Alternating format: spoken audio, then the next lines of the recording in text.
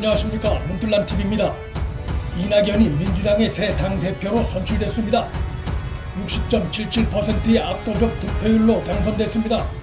이재명과 연합설이 나돌았던 김부겸은 21.37%의 득표율에 그쳤습니다. 이낙연이 민주당의 새 당대표로 선출됨으로써 이재명이 당내 주류가 아니라는 사실이 다시 한번 확인됐고, 이낙연은 차기 당내 대선 경쟁에서 유리한 고지에 올랐다고 볼 수 있으나 이로써 민주당의 분당 가능성은 높아졌다고 볼 수 있습니다. 이낙연이 예상대로 당권을 차지하는 것을 보고 대권 도전을 노리고 있는 이재명으로선 민주당에서 자신이 당내 대권 후보 경선에서 승리하기 어렵다는 현실의 벽을 실감했을 가능성이 높습니다. 대의원의 40%, 권리당원의 50%가량을 호남이 차지하고 있는 민주당 내부 상황에서, 또 친문 세력이 주도하는 당내 상황에서 앞으로도 이재명이 당의 대선 후보 자리를 차지할 가능성은 상대적으로 매우 적다고 전망할 수 있습니다. 이로써 이재명으로선 당내에서 차기 대권을 도모하려던 계획은 그 입지가 현실적으로 크게 좁아진 상황입니다. 문제는 최근 여론조사에서 이낙연이 지지도가 하락하면서 이재명이 이낙연을 앞서고 있는 상황이 나타나고 있다는 것입니다. 이런 상황이 지속되면 호남세와 친문세가 강한 당내 대선 경쟁에서 승리가 어려운 이재명이 분당을 통한 독자 신당 창당에 나설 가능성을 배제하기 어렵게 됐습니다. 이재명이 대권 꿈을 접지 않는 한 그가 대권을 여전히 노린다면 그 길 외엔 현실적인 방법이 보이지 않는 상황입니다. 이낙연, 이재명의 지지 세력이 서로 다르다는 것도 민주당의 분당 가능성을 높이고 있습니다.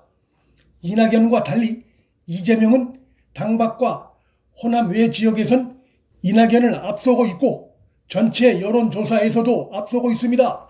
이런 점들이 그의 분당 생각을 강화시킬 가능성이 있습니다. 당내 대선 후보 경선이 불리하다는 것을 뻔히 알면서 거기에 뛰어들 정치인은 별로 없습니다. 이로써 민주당 정권은 호남 출신 대선 후보 가능성과 이재명의 독자 신당 가능성이라고 하는 두 위험 요소에 직면하게 됐습니다. 호남 출신 대선 후보가 대선에 승리한 경우는 DJP 연합이 유일합니다. 호남 출신 대선 후보가 차기 대선에서 약세일 수밖에 없는 결정적인 이유는 호남 정권이라고 해도 틀린 말이 아닌 문재인 정권의 무능과 위선과 독단에 지치고 실망한 다수의 국민이 문재인 정권을 계승한 또 다른 호남 정권이 등장하는데 찬성할 가능성이 적기 때문입니다. 이재명이 최근 여론조사에서 지지도 1위로 올라선 것은 자신이 속한 민주당 지지자들의 지지 덕이라기보다 문재인과 각을 세우고 있는 일부 중도층과 미래통합당 지지층의 지지가 크게 힘이 됐다는 점에서 미래통합당의 대선 후보가 결정되면 이재명의 지지도는 크게 하락할 가능성이 있습니다. 따라서 이재명이 독자 신당 창당에 나설 가능성이 커졌지만 현 여권 지지층 상당수는 이낙연에게, 야권 지지층은 미래통합당이나 야권 단일 후보에게 쏠릴 가능성이 커 이재명은 중도층 일부의 지지를 얻는데 그칠 공산이 큽니다.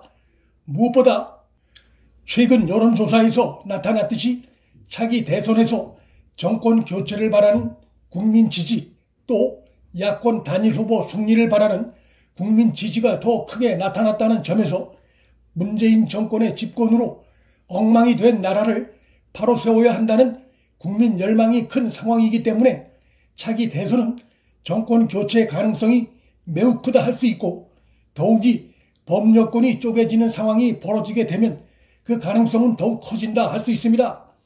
당 대표가 된 이낙연은 청와대와 각을 세울 경우 가뜩이나 하락 국면의 지지도가 친문의 등돌림으로 더 낮아질 가능성이 있어 그런 모험을 하기 어렵고, 반면 이재명은 그런 이낙연과 차별화를 노려 문재인과 각을 세울 가능성이 매우 커 민주당은 이제부터 내부 소용돌이에 빠질 가능성이 커졌고, 이로 인해 문재인 정권은 본격 레임덕에 휘말릴 것으로 전망됩니다.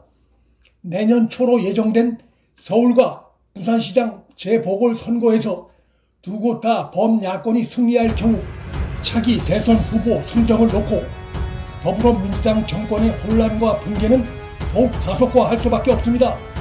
문틀란TV 여기서 마칩니다. 구독과 좋아요, 방송 공유는 방송 제작에 큰 힘이 됩니다. 시청해 주셔서 감사합니다.